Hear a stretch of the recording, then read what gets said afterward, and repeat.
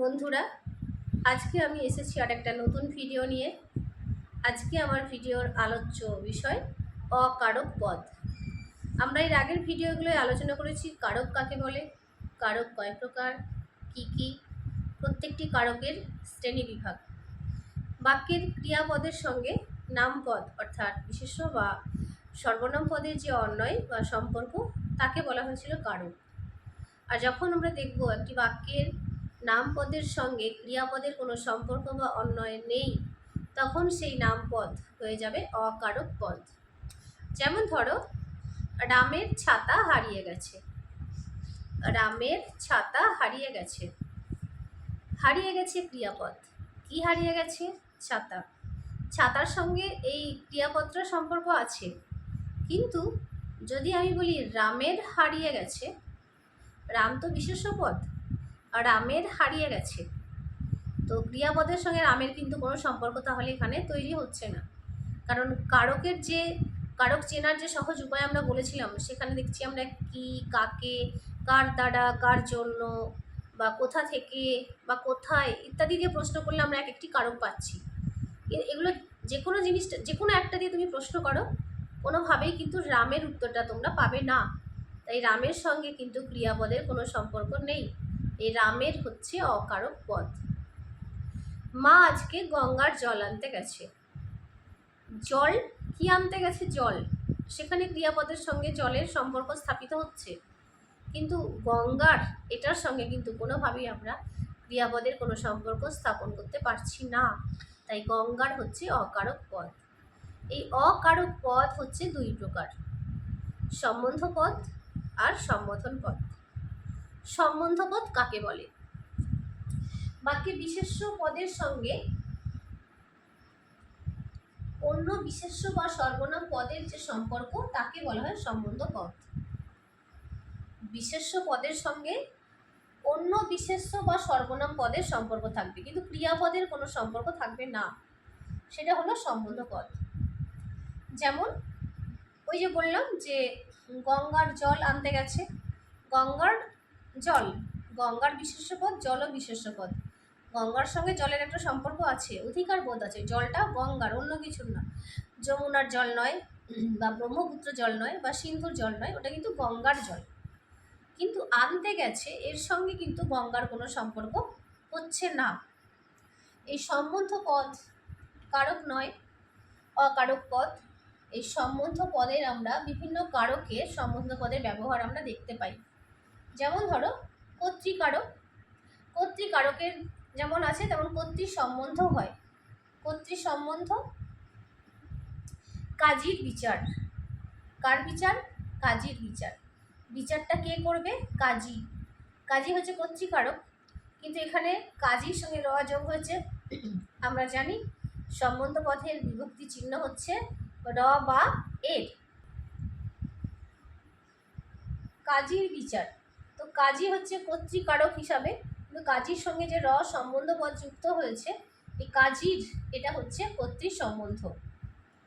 রামের ভোজন, রাম হচ্ছে কর্তৃকারক, রামের এর সঙ্গে সম্বন্ধ পদে র বা এর বিভক্তি যুক্ত হয়েছে, এর বিভক্তি যুক্ত হয়েছে এখানে, এটা হচ্ছে কর্তৃ সম্বন্ধ। তেমনিভাবে হয় কর্ম সম্বন্ধ।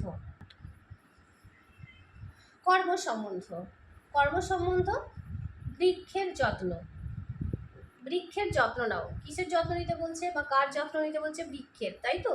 তো বৃক্ষ, বৃক্ষ হচ্ছে কর্মকারক, তার সঙ্গে এর সম্বন্ধ পদের বিভক্তি যুক্ত হয়েছে, এটা হচ্ছে কর্ম সম্বন্ধ। বা সন্তানের পালন, মা সন্তান পালন করেন। মা কাকে পালন করেন? সন্তানকে পালন করেন। তাহলে সন্তান হচ্ছে কর্মকারক, এখানে সন্তান যুক্ত এর সন্তানের কর্ম সম্বন্ধ হয়ে গেছে। করণ সম্বন্ধ, আমরা জানি করণ কারক কোনো কিছু সাহায্যে, কোনো কিছু দিয়ে ইত্যাদি বোঝায়। ক্রিয়াপদটা কোনো কিছু সাহায্যে করা হচ্ছে, তাই তো, বা কোনো কিছু দিয়ে করা হচ্ছে। তাহলে হচ্ছে এই কলমের খোঁচা, কলমের খোঁচায় কাগজটা ছিঁড়ে গেল, তো কলম দিয়ে খোঁচা দেওয়া হচ্ছে, এটা হচ্ছে করণ কারক। কিন্তু যেহেতু এখানে কলম তার সঙ্গে এর বিভক্তি যুক্ত হয়েছে, সম্বন্ধ পদের বিভক্তি হচ্ছে র বা এর, এটা হচ্ছে করণ সম্বন্ধ। একইভাবে অস্ত্রের আঘাত, অস্ত্রের আঘাতে লোকটি ছিন্ন ভিন্ন হয়ে গেল। অস্ত্রের আঘাতের দ্বারা হলো, এটা করণের, অস্ত্রের এর সম্বন্ধ, করণ সম্বন্ধ। নিমিত্ত, আমরা নিমিত্ত কারক পড়তে গিয়ে বলেছি যে কোনো কিছুর জন্য বা কোনো কিছুর উদ্দেশ্যে বা কোনো কিছুর তরে কাজটা করা হচ্ছে, তাই তো? তো পূজার বাজনা বাজছে, পুজোর বাজনা মানে পুজোর জন্যই তো বাজনাটা বাজছে, তাই না? কিন্তু এখানে হচ্ছে র আছে বা এর আছে সম্বন্ধ পদ, এটা হচ্ছে নিমিত্ত সম্বন্ধ। আমার পড়ার বইটা খুঁজে পাচ্ছি না, পড়ার বইটা খুঁজে পাচ্ছি না, পড়ার জন্য বই তো, তাই না? তো পড়ার বই, তাহলে এই যে পড়ার, এটা হচ্ছে নিমিত্ত সম্বন্ধ। অপাদান সম্বন্ধ, বাঘের ভয়, আমরা বলেছিলাম অপাদান কারক বলতে বোঝাতে গিয়ে যে এখানে হচ্ছে কোনো কিছু থেকে ভয় পাওয়া বোঝালে, কোনো কিছু থেকে পতিত, গৃহীত, রক্ষিত, বিচ্যুত ইত্যাদি বোঝালে অপাদান কারক হয়। বা হইতে থেকে যে দিয়ে প্রশ্ন করলে ক্রিয়াপদকে আমরা অপাদান কারক পাবো। বাঘের ভয়, তাহলে ভয় ভীত, বাঘের, বাঘ অপাদান কারক, এখানে অপাদান সম্বন্ধ, যেহেতু বাঘের সঙ্গে এর সম্বন্ধ পদের বিভক্তিটা যুক্ত হয়েছে। বা চোখের জল, চোখ থেকে জলটা নির্গত হচ্ছে, চোখ থেকে জলটা পড়ছে, এটা হচ্ছে অপাদান সম্বন্ধ। অধিকরণ সম্বন্ধ, আমরা অধিকরণ কারক পড়তে গিয়ে দেখেছি যে কোথায়, কখন, কি বিষয়ে ইত্যাদি দিয়ে প্রশ্ন করলে ক্রিয়াপদকে আমরা অধিকরণ কারক পাচ্ছি। বনের বাঘ, বাঘটা কোথায় আছে? বনে আছে, কিন্তু এখানে বনের বলেছে, অতএব এটা হচ্ছে অধিকরণ সম্বন্ধ। সমুদ্রের তীর, আমি সমুদ্র তীরে ঘুরছি, কোথায় ঘুরছি? সমুদ্র তীরে, কিন্তু অধিকরণ হলেও যখন আমি সমুদ্রের বলছি তখন এটা অধিকরণের সম্বন্ধ হয়ে যাচ্ছে, এটা কিন্তু তখন আর অধিকরণ কারক হচ্ছে না। এগুলো কিন্তু একটাও কারক নয়, তাই না? এগুলো প্রত্যেকটা কিন্তু অকারক, বিভিন্ন কারকের সম্বন্ধ পদগুলো আমরা ব্যবহার করেছি।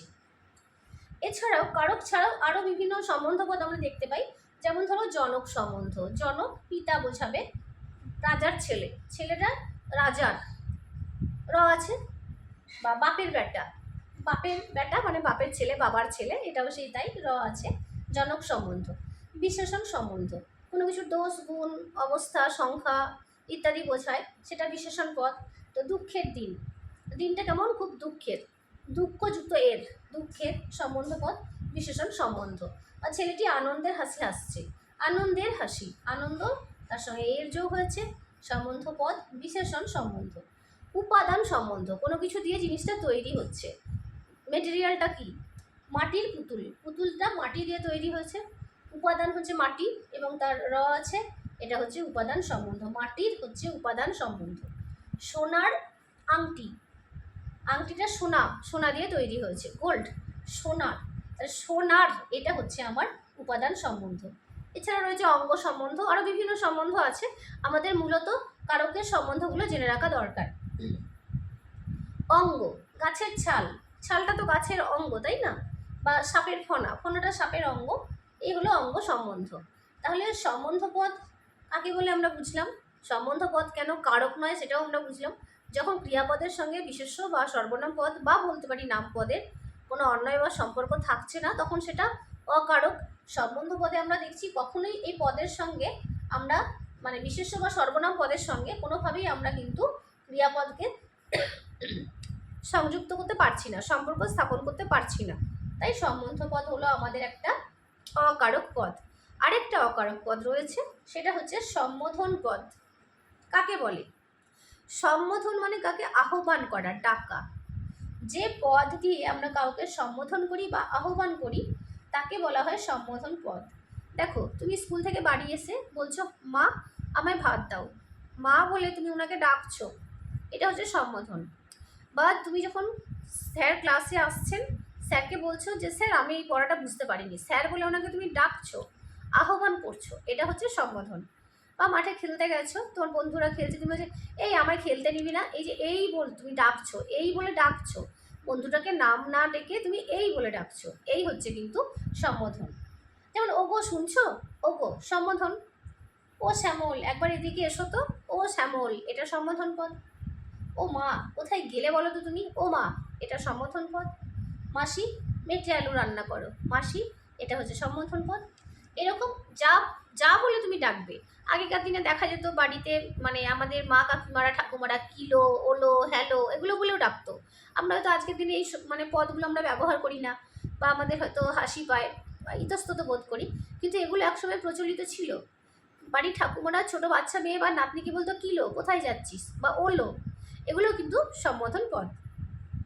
সম্বোধন পদে কিন্তু কোনো বিভক্তি নেই, সম্বোধন পদে শূন্য বিভক্তি, সাধারণত শূন্য বিভক্তি।